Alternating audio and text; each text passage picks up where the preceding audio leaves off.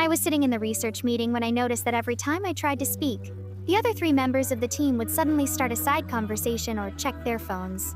I have been the lead scientist on this environmental study for over a year, but today it felt like I was a ghost at my own table. I tried to present the new data on the soil samples, but my colleague, Peter, just talked right over me to ask the others what they wanted for lunch.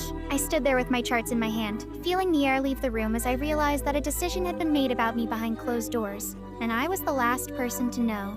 This team had been my family for months or so, I thought, as we spent long nights in the field and even longer hours in the lab.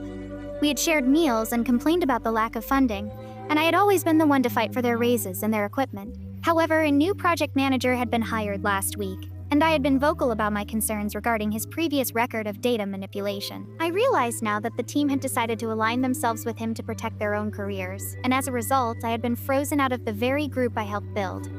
It was a silent, professional execution that felt more painful than any loud argument ever could. I tried one more time to bring the meeting back to the actual research, but this time, Sarah, the person I had personally mentored, looked at me with a look of pure annoyance and told me that we had already moved past that section of the report. "We haven't even looked at the data yet, Sarah," I said, my voice sounding tight and unfamiliar to my own ears. She didn't respond. She just looked back at her laptop and continued typing as if I hadn't spoken at all. I felt a wave of nausea hit me as I realized the extent of the betrayal. They weren't just ignoring my ideas, they were actively working to make me feel so uncomfortable that I would quit on my own. I didn't quit, and I didn't stay quiet. I waited until the new project manager, a man named Henderson, walked into the room to get an update on our progress. He looked at the group and asked why the soil data wasn't in the final draft, and Peter immediately started to say that I hadn't provided the files yet. I didn't let him finish. I pulled a flash drive from my pocket and slammed it onto the table so hard the water glasses rattled. "The files have been sitting in the shared drive for 3 days, and I've sent 4 emails about them that you all conveniently ignored," I said, looking from one face to the next.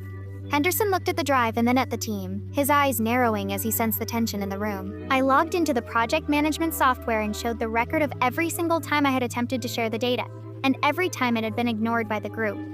The team sat there in a silence so heavy it was hard to breathe, and I saw Sarah's hand start to shake on her keyboard. I didn't want to be their leader anymore. I just wanted to expose the cowardice that had taken over our research. I told Henderson that if he wanted a team that prioritized politics over science, he had found the right people, but I wouldn't be part of it.